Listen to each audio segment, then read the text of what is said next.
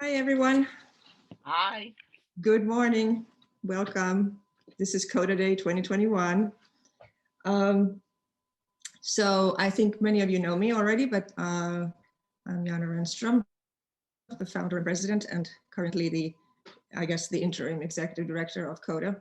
And very happy to see you here. So I'm Jana, and we started Kota 5 years ago, or actually almost 6 years ago now, 2015. What we really are, of course, is a organization for gender equality and women's empowerment, both global and local. But lately, we've been focusing very much on the local, as the pandemic has highlighted the needs in our immediate communities, of course. Women's well-being and is very important. So we have just recently created this program called the Kota Collaborative, which consists of health and wellness for women, but also the other important thing, which is what we're going to be focusing on today, is economic empowerment through education and skills training.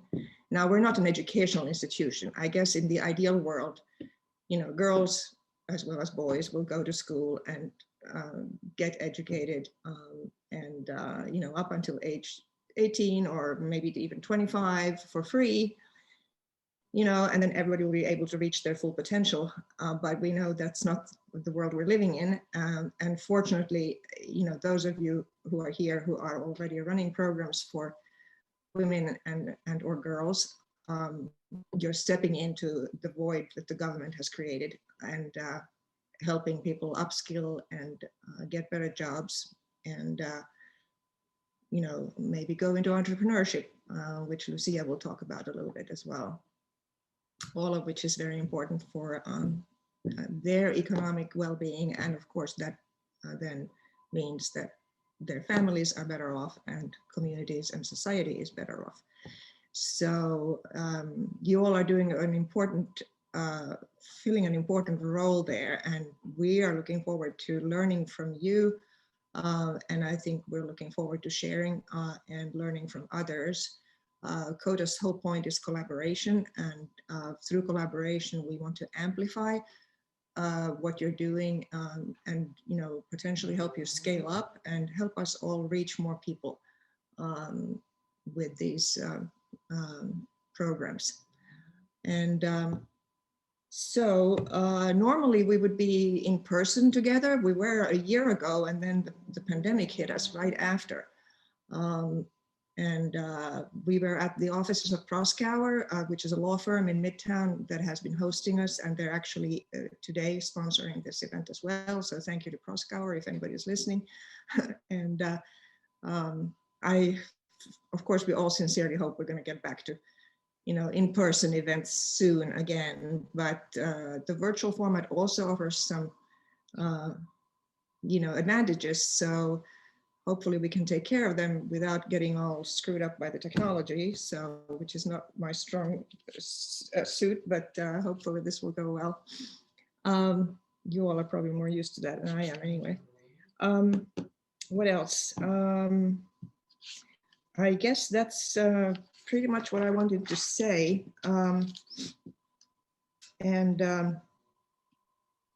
I think that I should just introduce Lucia now, who can move forward with the program. So Lucia and I know each other from the Center for Social Innovation, where we all found ourselves a few years ago. And Lucia is an adult educator with a PhD in that subject. And I don't know much more about education than that, but she will, she knows. So, and she also has a nonprofit. And you grew up in Washington Heights. So I guess what I should mention is that our goal really is to aim up towards Northern Manhattan and find ourselves a physical space there as well for our in-person gatherings, which we hope will perhaps get back to in the fall, hopefully. So we have a plan for that and trying to aggressively find financing for that, because that's of course the big problem here. but we hope to incorporate some programs which really can't very well be done virtually, where we really do need the physical space. So hopefully we'll get there sooner rather than later. So Lucia, why don't you take it from here? Okay. And thank you all for coming. Thank you so much, Yana. Good morning, everyone. How are you all doing? I know a lot of you are muted, so you can either give us hand uh, hand gestures. Yay, there we go. We've got some reactions that we can use. So if you look at the bottom, those are always fun. So I'm gonna put one out there for everyone. Let's see. Okay. And yes. So all right, Miss Muhammad, Marisol, thank you. Elizabeth's clapping. Who else? What's going on out there? Okay. I want to give a shout out to our colleagues and supporters from the Center for Social Innovation, where Yana and I met. Alyssa Cesarini is out there, Sonia Toledo also. Yeah. And I hold a very warm place in my heart for the center. One, it brought us together. We also had the opportunity to work with some just fabulous, exciting innovators that have gone on to answer some of the most desperate needs that we have right now in terms of being able to access people and to respond to them. And um, it's also a very good model for how we can work together towards different goals and yet share tools. So I'm hoping that we will take away from um, that sense of flexibility and bring that forth into the space today. So if you haven't already done so, I'd like to ask you to just take a big deep breath. Sit back in your chair. It's going to be fun. It's going to be painless. We're going to have a wonderful time. Let's take another big deep breath.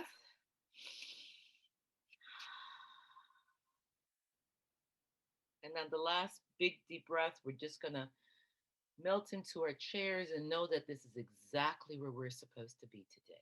Ready?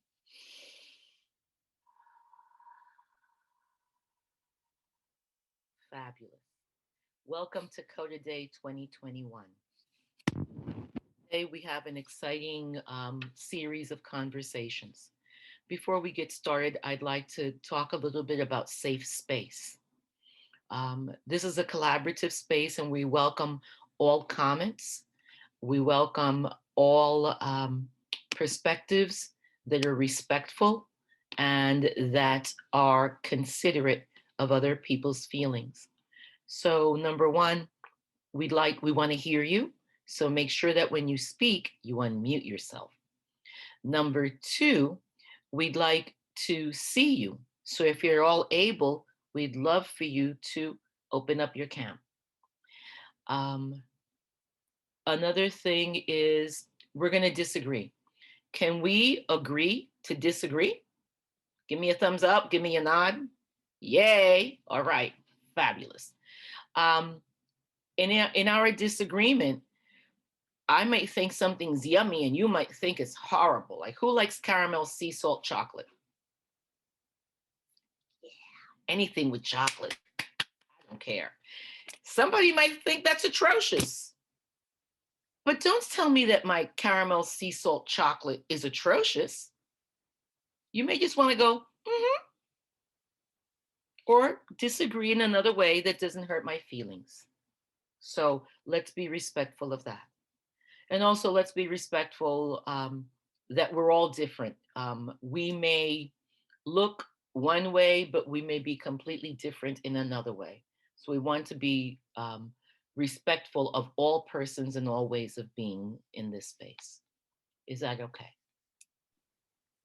Thank you. Thank you so very much. Alrighty. And so I am supposed to talk to you today about um, Kota Alliance and Kota Academy. Yana spoke about Kota Alliance. How many of you know Kota? Give me a thumbs up. Beautiful. Okay, great. All right. And so let's talk about Kota Academy. My background is in a whole bunch of stuff,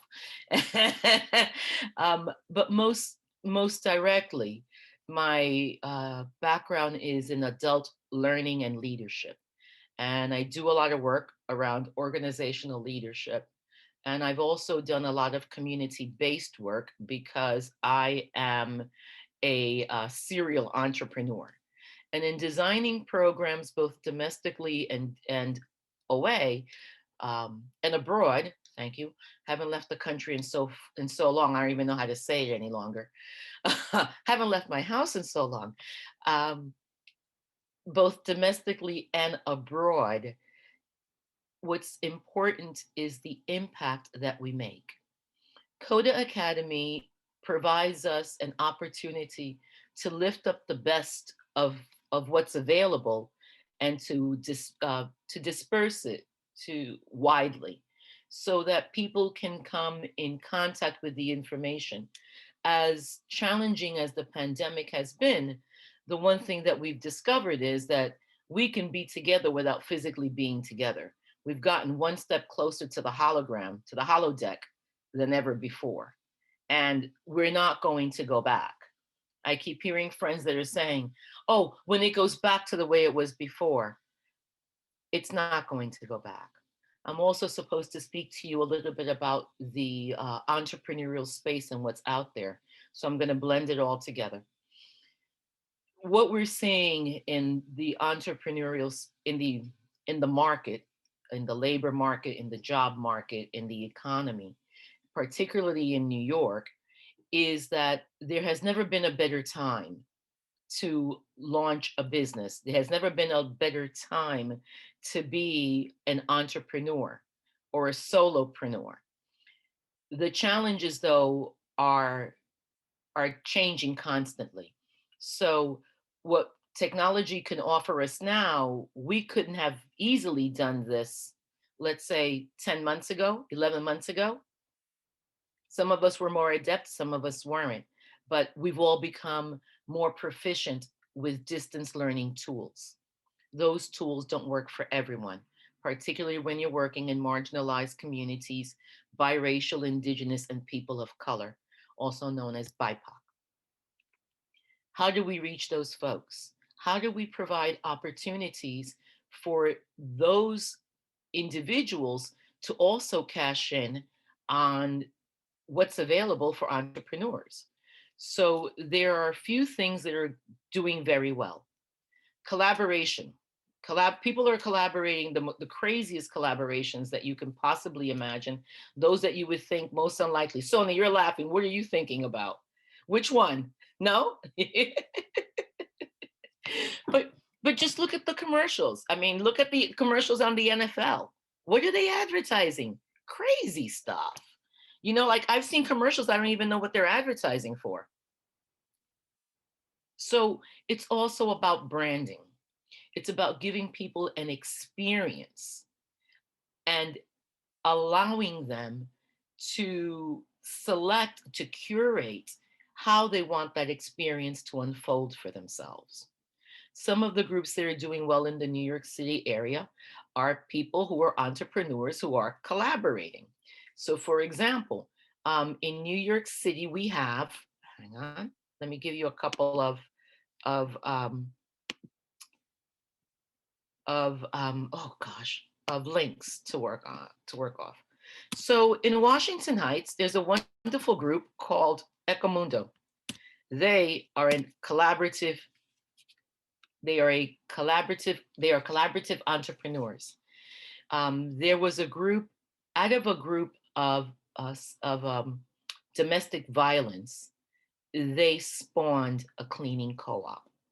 They were women who had been survivors, and men as well, who had been survivors of domestic violence. And because of the domestic violence, their livelihoods had been impacted. They lost their jobs, they had been out too often, court proceedings, and became unemployed. So they recognized the need, and working together, they formed that co-op. So they were in Washington Heights. Now, right along with that, right behind them, came another opportunity, and they formed another co-op. And this is not their co-op, but it is a very similar organization based in Brooklyn. And they formed a nanny co-op. What's the holdup in the economy right now? Why can't everybody go back to full employment? Childcare. Nobody's got childcare. But you're not going to get childcare if I'm not going to go into that. That's another story. However, along the lines of the Beyond Care Child Care Cooperative, looking at our faces, let's look at each other, okay? Some of us are in the sandwich generation. We've got kids and we've got parents. What happens if you're a parent, if you don't have care for your parent? Can you work during the day? So elder care cooperatives are coming up as well.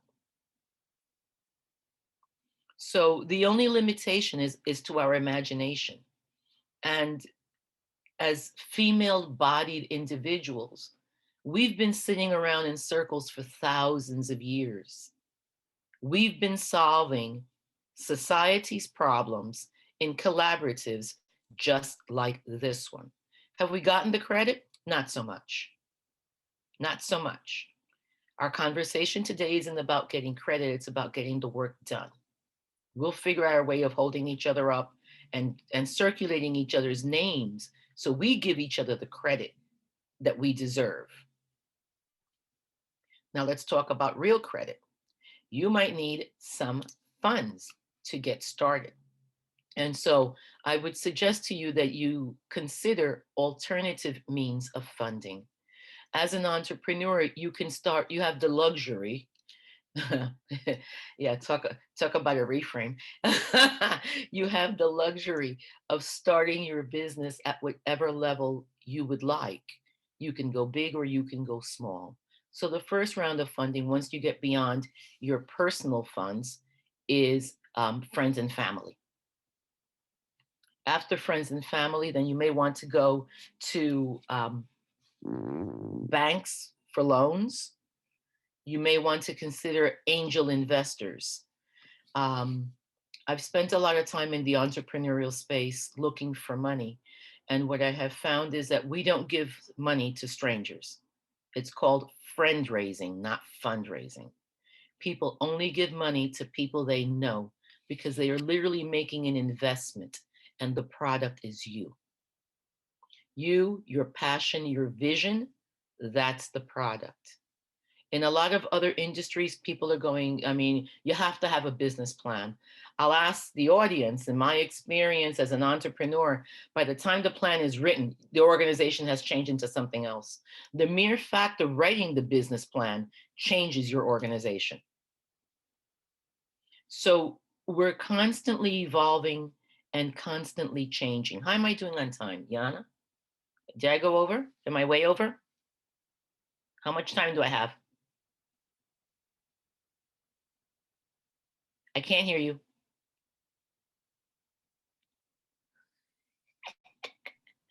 Hold on. I think you have like 5 minutes. 5 more minutes? Okay. I have to check the chat box myself because it's okay. That's where the schedule is. Yes. And so,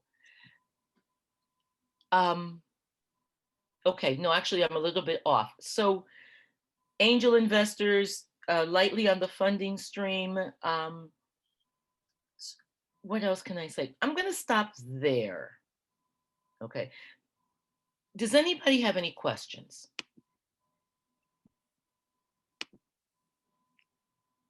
Yeah, actually, you're right, Lucia. We're a little bit over time already. Yes, yeah. That's what I'm going to stop. Okay, so what I'd like to do is transition over to some of the more interesting aspects of our event, and that's our presenters. Yay! So our presenters have been tasked with introducing themselves, and they will introduce themselves by answering one of two questions. And the questions that we've asked them to respond to are in the chat. So number one, they can speak to what is the passion that drives their work, or how is the delivery of learning experiences important to your work? And who would like to go first? We're very scientific around here. I can go. Thank you, Janeda. Great, thank you. Um, good morning, everyone. My name is Janeda Diaz. I am the executive director for My Money Workshop. And we have actually several people on our staff and colleagues here as well. So just happy to see them all here. I think what drives me and what drives our organization is that we believe that we should all live in thriving communities. And, you know, personally, my career has always been in nonprofits. It's been always helping individuals, whether it's women and men or children. So I think ultimately the big connector is the education piece. All of my career has been in one form or another in education. And as women, as young girls, we know that through education, we can do so many things. Which is why I'm so happy to be part of the Kota Alliance and the Kota Collaborative, because through My Money Workshop, we can bring this topic of economic well-being for women, particularly to fruition. So thank you for having me.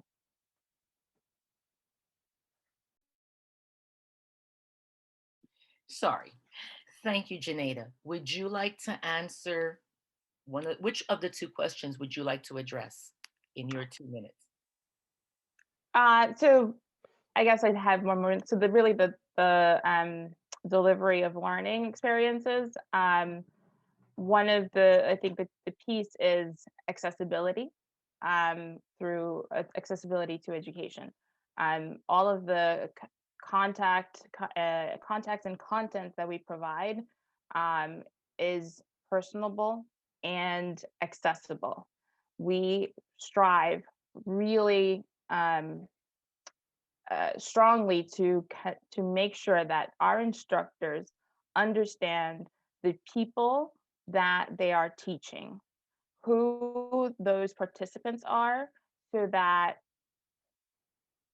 the participants get what they need out of our classrooms. We're never going to teach the same thing to different people, and so the I guess the experience of learning always has to be individualistic and individualized. So for us in My Money Workshop, we train our instructors to, again, learn who they are working with. We work with our partners to learn who we need to teach, what are the issues, the concerns that they have, the issues they're facing, and then we bring that into our education pieces and into our learning, all the different presentations that we do, the conversations that we have. So for us, it's always sort of front and center, that the education has to be relevant to the people we're teaching. And so we do that all the time through training and through conversations like this and through partnerships, so that we're able to help, again, those make sure these communities thrive in many ways. As a immigrant Latina, I think my staff already knows the spiel. Who grew up in Washington Heights myself, I am ultimately committed to helping people realize that they can leave their 5-block radius, that they can learn new things and expand their environments to be able to, reach ceilings and break them. So I think that's up for my 2 minutes, but that's really what drives me. Thank you so much, Janeda. We appreciate that. Thank you for sharing. Who would like to go next? Lena, Rabia, Sonia? I'll Go ahead. go. I'll go. Hi, my name is Sonia Toledo, and I am the founder and CEO of Dignity of Children. We founded Dignity of Children in 2008 for the purpose of creating environments where children are safe and fully self-expressed so they could thrive. How do we do that? I focus on out of school time organizations. So we go through nonprofit organizations and serve after school providers. So we train their staff and the supervisors. We have a credentialing program that is requires all supervisors are required to have this credential or 18 credits in education in order to have a permit for their program. I want to also say that we have a sister organization that we just launched back in October, and it's Live Families. And what we found is that we also want to provide services to parents. So Kim Viati, which is, say hi, she's the executive director of Live Families. And we are committed to provide services to our families to, just like in the after school world. What we found is that the basic knowledge of child development is missing, and mainly in our urban communities of color, where we don't understand the social and emotional learning of kids, what's an appropriate educational environment for kids to thrive. We want to do the same for parents. So we did a series, and we're still doing the series with Kota for Parent Summit, and we provide just workshops on social emotional learning, emotional intelligence for the adult, as well as creating an environment, a learning environment at home. We're having one in March for child abuse prevention. And this is mainly on sexual abuse. The Steward of Children training is one of the most impactful training that I've ever taken, because it gives tips to parents on how to create an environment, a very vigilant environment to protect our kids. So definitely I want everyone to be in, to come and invite your parents. But most of all, I have to time myself because I will go beyond the 3 minutes, but I want to answer the question of what is the passion that drives your work? And you know, when Kim and I we meet daily and we talk about our daily, is understanding that our children are their value today. So our children's value is all based on the adults that they're surrounded with.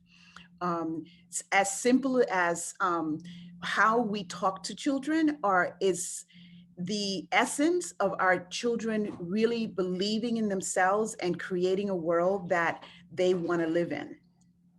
One of the things that we do is we're launching a new product called Ideas Empowered by Youth. And this program goes from kindergarten all the way to 21, 24-year-olds. We pilot in the summer with 2,000 young people from the age of 14 to 21. And this program really allows them to take a global issue and do a project for a local solution. So we're teaching young people to understand what are our global issues. I shared a link with Jana, which we could share with you later, on the UN's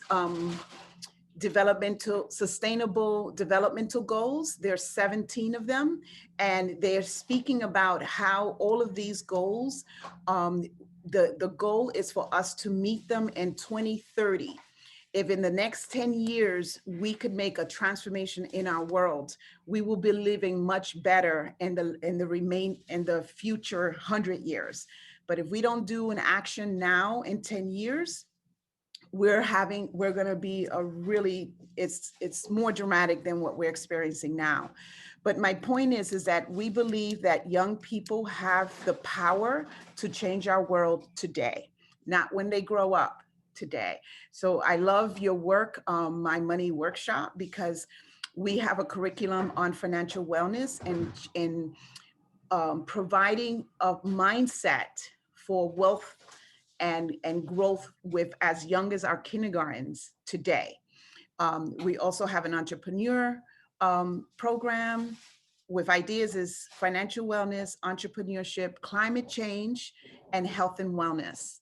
And we're very excited because not only are we looking at educators and after school providers, but also parents to be engaged in allowing their young people to come up with projects that will solve local issues, world problems in a local, with local solutions. Let me see how much time I have. You're over, Sonia. I am over, see?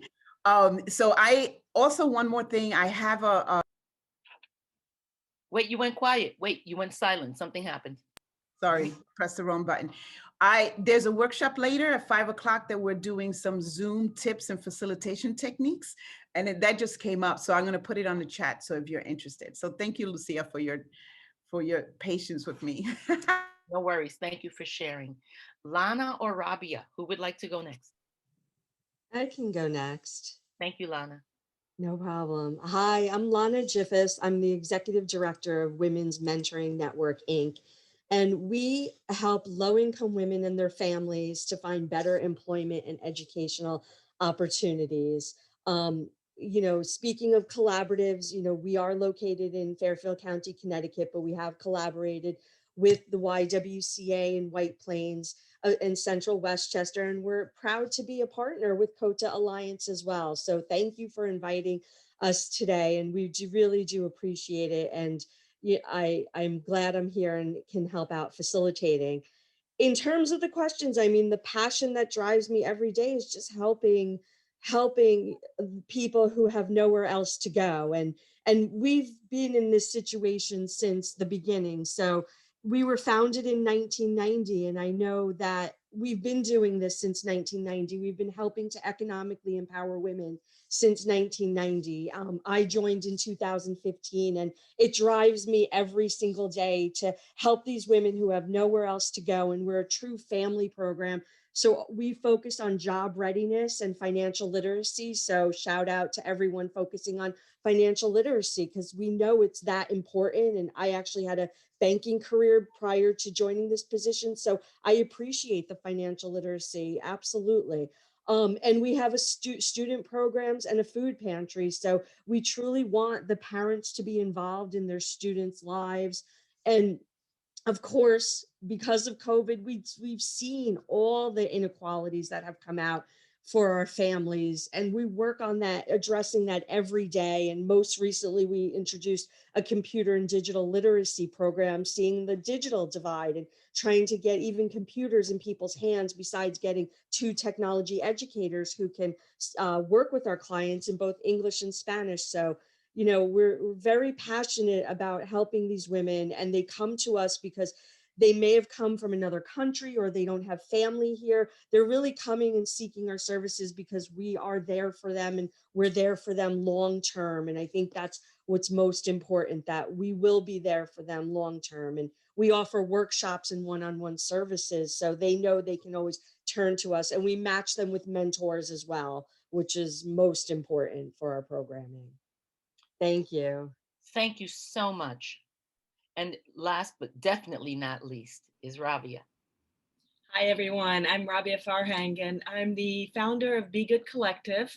And we are we're a sustainability agency. We work with purpose-led organizations, nonprofits, social enterprises, and small businesses to help really develop and launch and grow and scale sustainability initiatives. Social impact really is the focus of our work. I also work with Yana at Kota Alliance. I started with her about a year ago with a focus on developing and launching a social enterprise. And it was 2 weeks before COVID and the lockdown, or about a month, I think, before. So we've pivoted, and I've been wearing many hats with her to do whatever we've had to do to sort of refocus and figure out where we want to go as an organization. So I'm really proud to be with this group. My background is really from the business and retail world in terms of my career, but I had my own nonprofit years ago. My heritage is Afghan. I grew up all over the world as a child of Afghan diplomat, and ended up coming back to the US as refugees because of the political turmoil there. So sort of coming back to the question, Lucia, of what drives my passion, I've seen, I think that what drives my passion is the fact that I feel lucky enough to have had the means and access to be able to start a life, my family, for us to be able to start a life and from scratch, and be able to have such wonderful opportunities here in this country. And my goal is to just work on helping underserved communities, women and children especially, all over the world and in my local community. So the reason I started my company about 1.5 years ago is I really wanted to bring my experience from the business world and put it together with my passion for the social impact space, and create a business which everybody at the time was telling me, what are you, crazy? Pick a lane, where do you want to go? And it's turned out that there is a need for bringing strategy and business skills to all types of organizations. So I'm happy to be here today and looking forward to facilitating one of our groups. Thank you, Lucy. Thank you, Rabia. And that's your business is a perfect example of what I was saying earlier, that the most interesting combinations are surfacing as being responsive and being desperately needed in an evolving economy. So at this point, we were scheduled to take a break, but before we do that, do we have any questions or comments to what our facilitators have shared with us? And if you want to unmute yourself so we can hear you speaking. Any feedback for any of them? Hi guys. Hey. I obviously I know a couple people in here from CSI, Sonia, Lucia, Jana, and the co-op conversation is obviously something that's intriguing me, just because I own a company called Innovative Youth Care, and we advocate for domestic workers and place them with families that are in a position where they can hire in-home staff. So we're pretty much trying to dismantle the systemic racism that's within the staffing agency industry. But I really love that we're all here together, because it's inspiring me to think perhaps I need to start a co-op or something in New York City, like in the city, since there's one in Brooklyn, or figuring out a way to tap into that to give, because, Lucia is exactly right. I mean, childcare is the biggest need, and obviously not for the majority of people that I deal with directly, my clientele, but, the families I'm helping, helping nannies that are people that are in positions where they need childcare for their families. So now some of my full-time nannies are only part-time because they got to stay home with their 14-year-old and do virtual learning. So that really hit home for me. And then just hearing, I know what Sonia does, and hearing, Rabia, sharing, I think all of us together, we could, create some things and share with each other. So I'm really grateful to be here. I hear good trouble. I hear good trouble in the air. Question number 1, how do we activate opportunities for economic empowerment for biracial, indigenous, people of color, women post-COVID?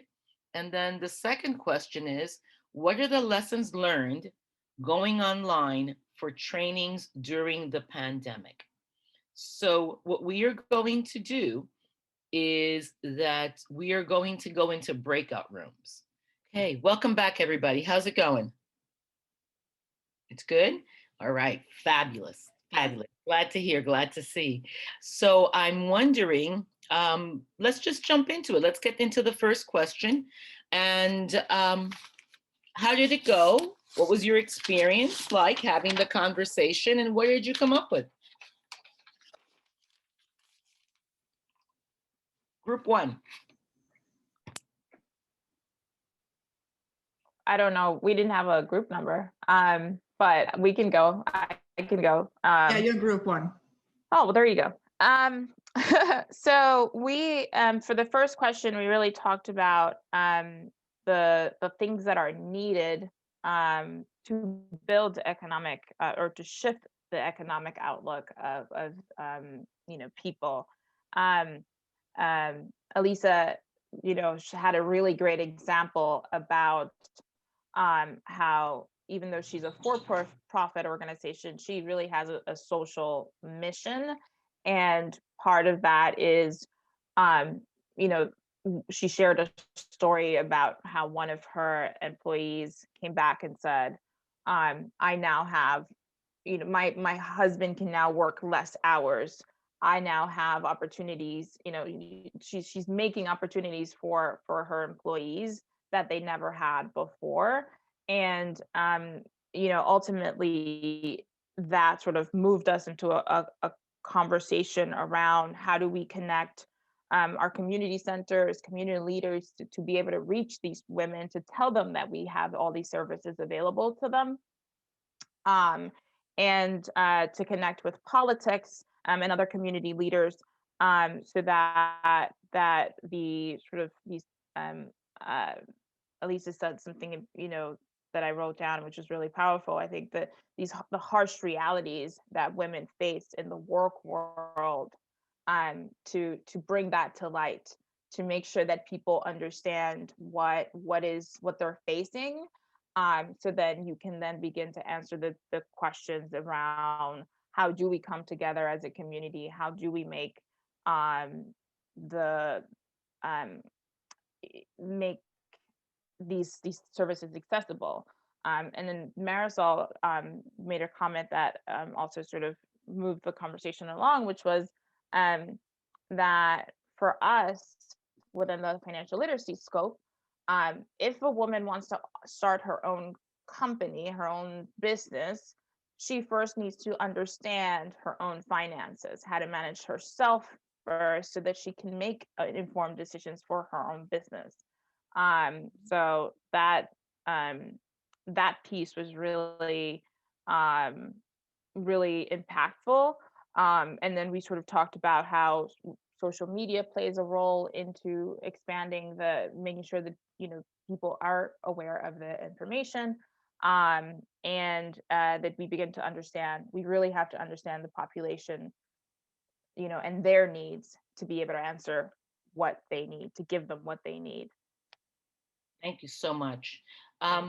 If we could go to group number two, the next group, or another group. Sure, we were group number two, and we covered a lot, and it was a great conversation. So I want to thank everybody who was part of my group. We talked about childcare and entrepreneurship, and talked about social media as well, and how we can get smarter with the technology, and we need to see how people can embrace technology. Learning from what happened in World War II after everything came out of that and women were working and there was childcare out there. Going into a lot of the social media, including hashtags and TikTok and Instagram Live, and how to embrace those so that we can get the word out about making change. An intergenerational space was brought up, that all these barriers that were before COVID are down now. So how can we take advantage of the globalization and, limiting, no more limitations, like women don't need to limit themselves.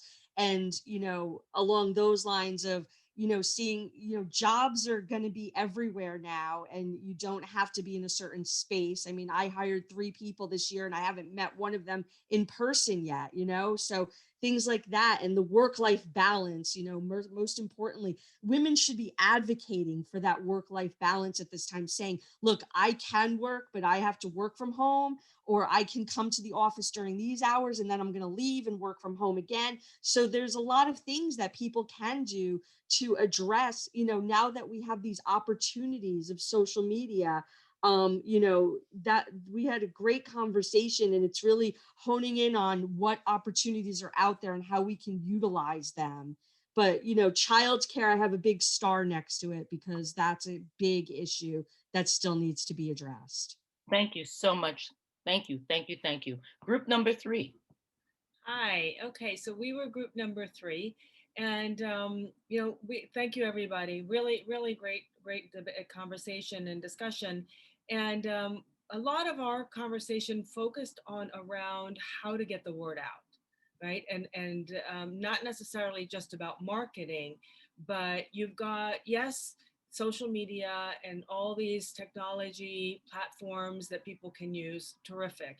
First of all, not everybody has access to that, right? We're talking about that, whether we're talking about trouble with kids going to school and being schooled online, and some of the troubles that people are having at home. Even if they did have access, they may have limited access because they're using it for so many other things. So let's figure out the social network platforms, and let's figure out other ways to get out there and get the word out. But how do we get the word out to people who don't have access to that? And a lot of our conversation really focused around community. How to get the word out in the local community. So it comes back to everything we're talking about. Some great ideas that floated around, in local towns or in local areas of a city. Get newsletters out, go through schools and daycare centers doing flyers, work through community centers. Even if the community centers aren't open, they probably have mechanism to get word out. Use them. Piggyback with small nonprofits in local communities, other nonprofits. We talked a little bit about, for example, Kota Alliance, whose audience is really partner organizations like all of you, but we want to reach the direct community that these classes are going to be taught. How to work together to use other collaborative partners to get the word out to their audience, because whoever has access to that audience, we should leverage them to get the word out. Connect with local business owners in the community so that you're letting them know, because that's where people go. They run errands, they do things, let them know, whether it's the bodega or whatever store there is locally. And another great idea that came up was houses of worship. Find ways to get the word out to houses of worship. The challenge, again, I think being focused on who it is that when you're putting together marketing sort of initiatives, who is the audience that you have access to, and if you don't have, how to find it so that you can get the word out through them. There's also, I think Kim brought up using social media and an app called Remind to get word out. We didn't get too much into it, so something to maybe get a little bit more color on from Kim when she has a chance. I think Elizabeth mentioned that for her own business, she bought a mailing list and sent out a letter that she drafted and would send it out just through regular mail, letter out to people's homes to let them know. And that's been very successful. And she's used that same letter over and over again. And then just to sort of wrap things up, I think what Helene mentioned is, beyond all of this, I think one of the barriers that we have to figure out and be mindful of getting past is people's own limiting beliefs, that the audience may not think that they can do this or that it's even possible for them. So let's be mindful of that and address that in whatever the outreach is. If I could add to that, Rabia. So one of the ways that we can help people get over their own self-limiting beliefs is to hold up images of people who look like them doing the things that they would aspire to. Yeah. So in that way, our outreach material being specific to the population has such impact, not only in attracting and engaging them, but in helping particularly women set their sights higher than what they've been told they can do. Because if they're in a tough situation, everybody's around them is probably telling them there ain't nothing we can do. The ship is sinking, forget about it. Mm-hmm. And this might be the one person that can save the boat. Yeah, absolutely. You know? And So if I could just mention too, I was the one who brought up the limiting beliefs. There's a lot of science out there. You should all know, you could find, there's a lot of science out there about our thought process. And we have like 60,000 thoughts a day. And they're usually the same ones we had yesterday and last week. And a lot of them can be negative, you know, if you grew up in a challenging, because all these beliefs were imprinted on us very young. So I would encourage all of you to, you know, look online. There's lots of great information out there. And I really, that's my passion, is because I know I've seen it through my own journey and with the clients that I've coached, is that needs to be addressed. Elizabeth, what kind of coaching do you do? Financial empowerment for women. Okay. Okay. So you're part of My Money. Yeah.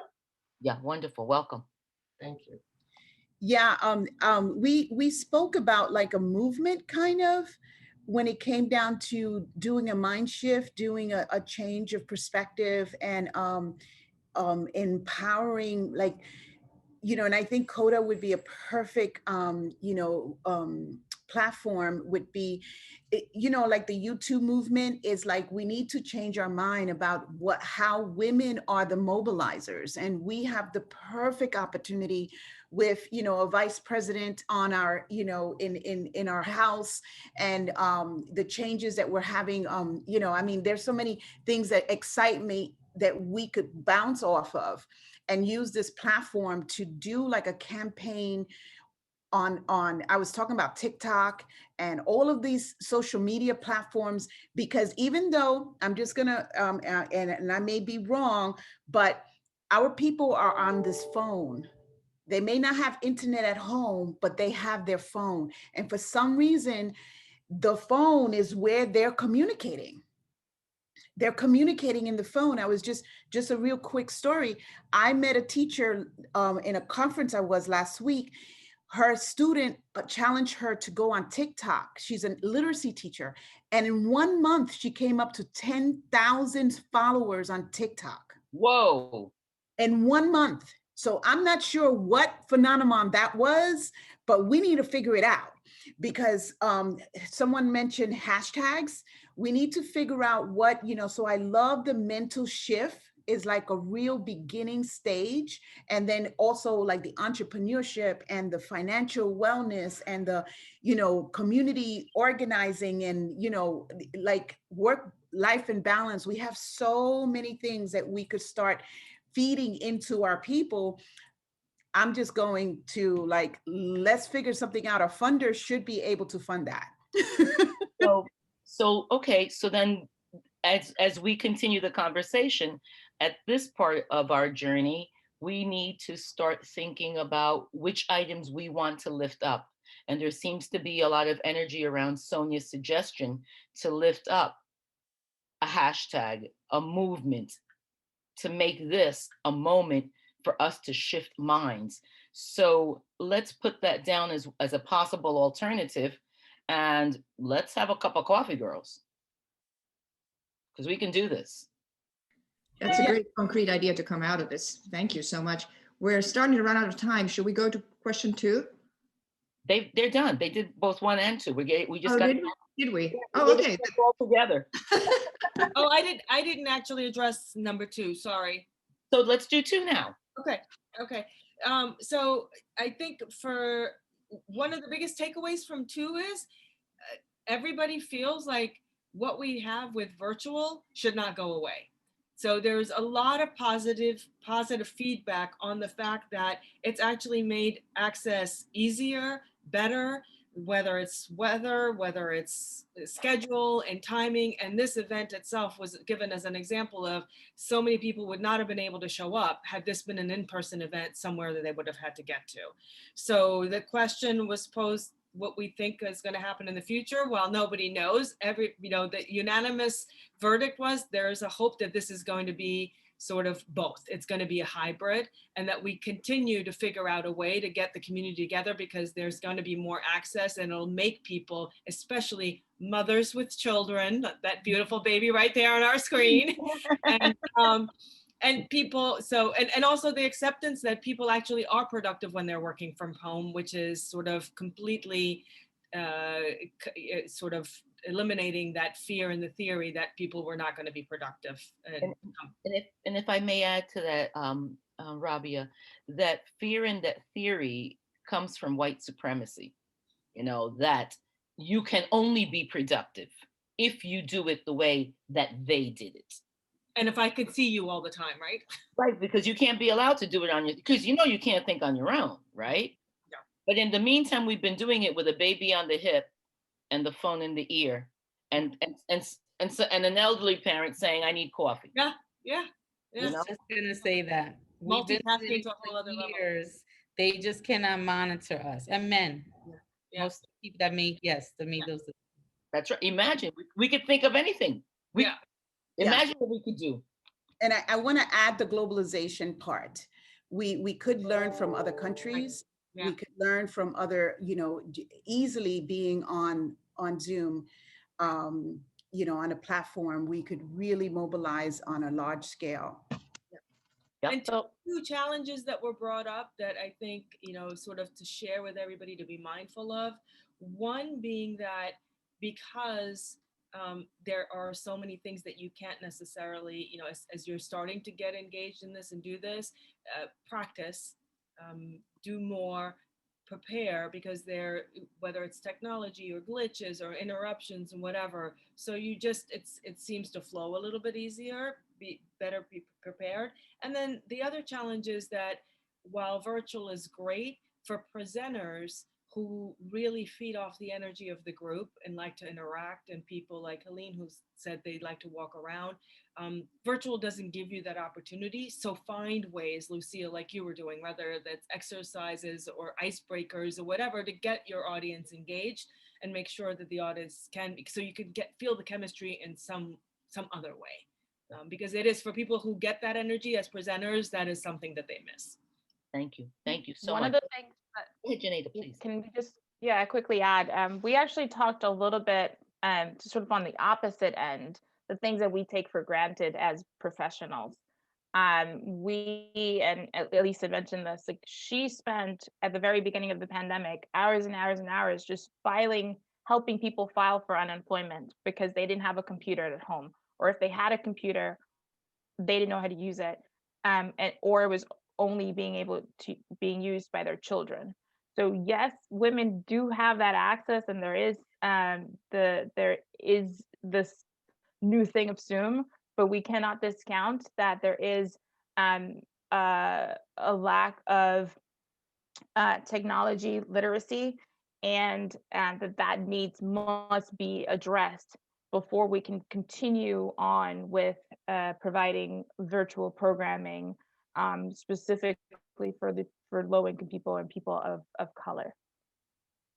Thank you. Thank you so much. Any last closing comments before we sign off?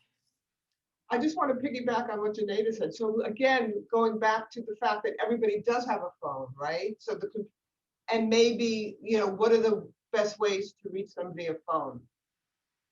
I have some suggestions about that because I had some challenges developing a program internationally, and I saw everybody on the cell phone. I assumed they all had Wi-Fi.